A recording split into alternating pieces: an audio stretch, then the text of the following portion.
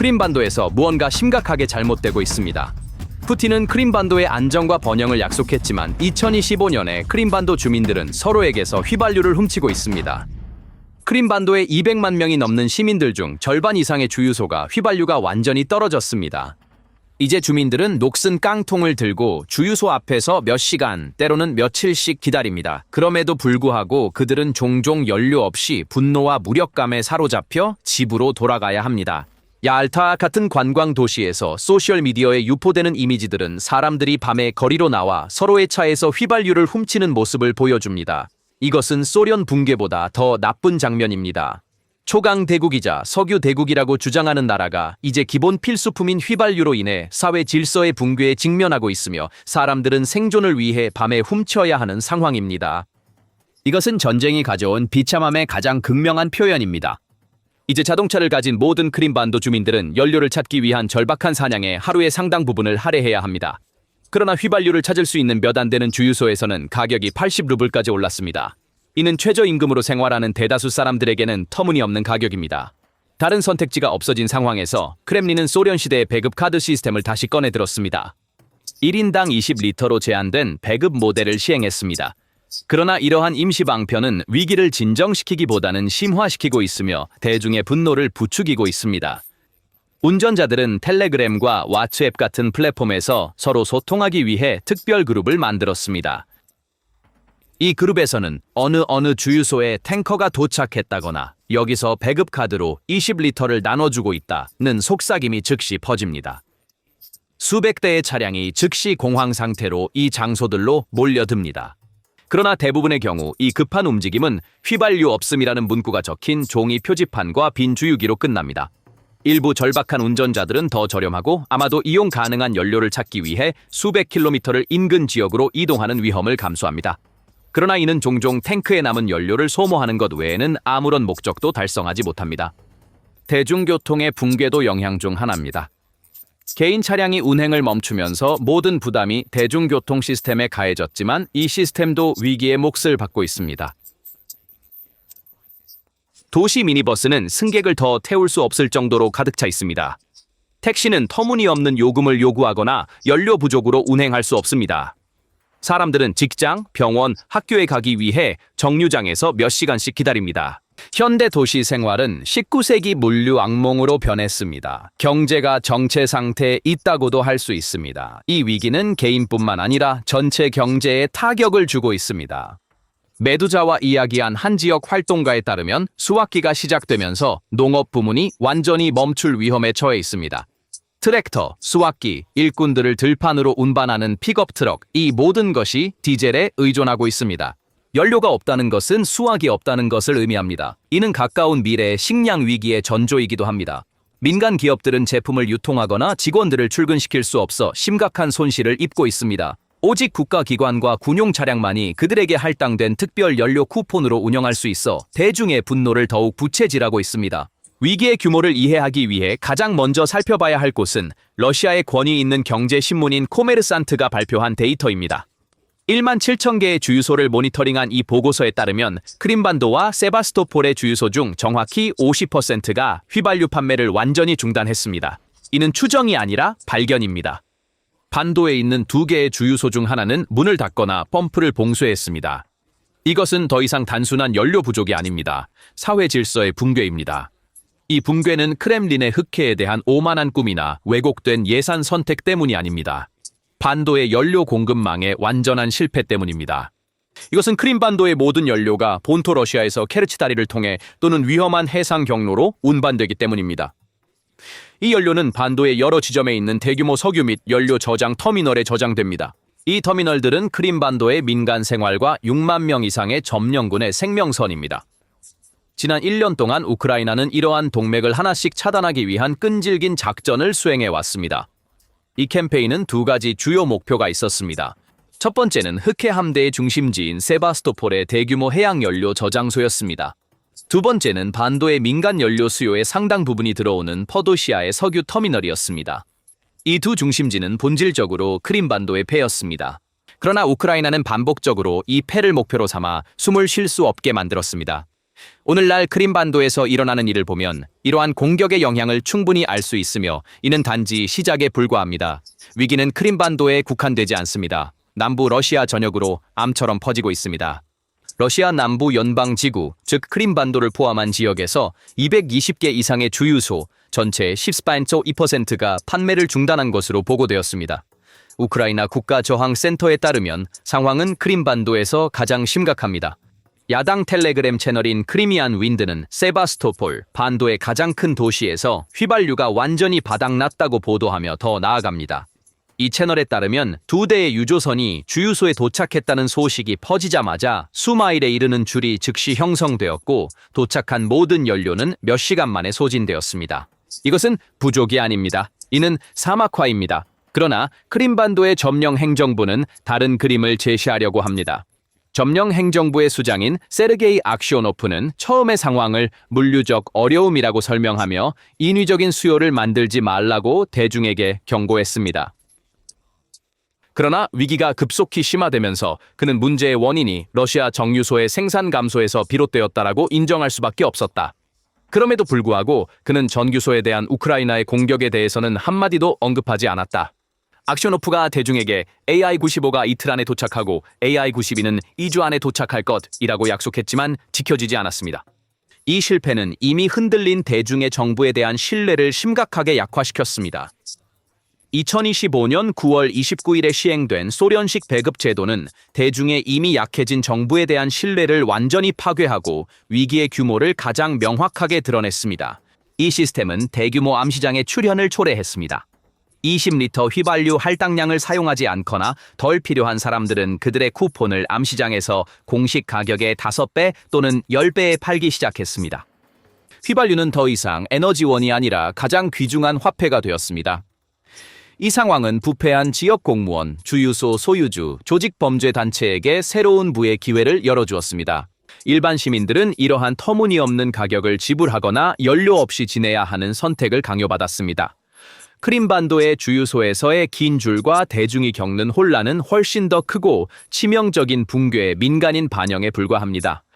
이 위기는 푸틴이 난공불락의 남부 요새로 홍보한 크림반도의 물류 꿈이 얼마나 취약한지를 드러내며 우크라이나가 그 꿈을 악몽으로 바꿔놓았음을 보여줍니다. 전쟁은 총알뿐만 아니라 연료로도 승리합니다. 그리고 지금 크림반도에 있는 6만 명 이상의 러시아 점령군은 연료 부족으로 문자 그대로 질식하고 있습니다. 이 군사적 재앙의 구조를 이해하려면 크림반도의 지리적 및 물류적 현실을 살펴봐야 합니다. 반도의 전체 연료 공급은 본토 러시아에서 오는 유일한 생명선인 케르치 다리에 의존하고 있으며 이는 우크라이나의 위협이나 위험한 해상 운송에 끊임없이 노출되어 있습니다. 크림반도로 도착하는 연료는 세바스토폴과 퍼도시아 같은 중심지에 위치한 대규모 석유 및 연료 저장 터미널에 저장되었습니다. 이 터미널들은 민간 생활뿐만 아니라 탱크, 선박, 전투기, 수만 명의 군인들을 유지하는 생명선이었습니다. 우크라이나 총사령관 올렉산더 시르스키의 캠페인 딥 스트라이크라고 불리는 것은 이러한 생명선을 차단하기 위한 정밀한 작전입니다. 지난 2달 동안 러시아 영토 내 33개의 군사시설과 52개의 군사산업시설을 포함한 45개의 고가치 목표를 겨냥한 것은 이 전략이 얼마나 체계적인지를 증명합니다. 이 거대한 연료 저장소를 반복적으로 공격함으로써 크림반도의 폐 역할을 하는 이곳의 통로를 우크라이나가 차단했습니다. 설령 연료가 케르치 다리를 통해 도착하더라도 이를 저장하고 배분할 안전한 대용량 센터는 더 이상 존재하지 않습니다.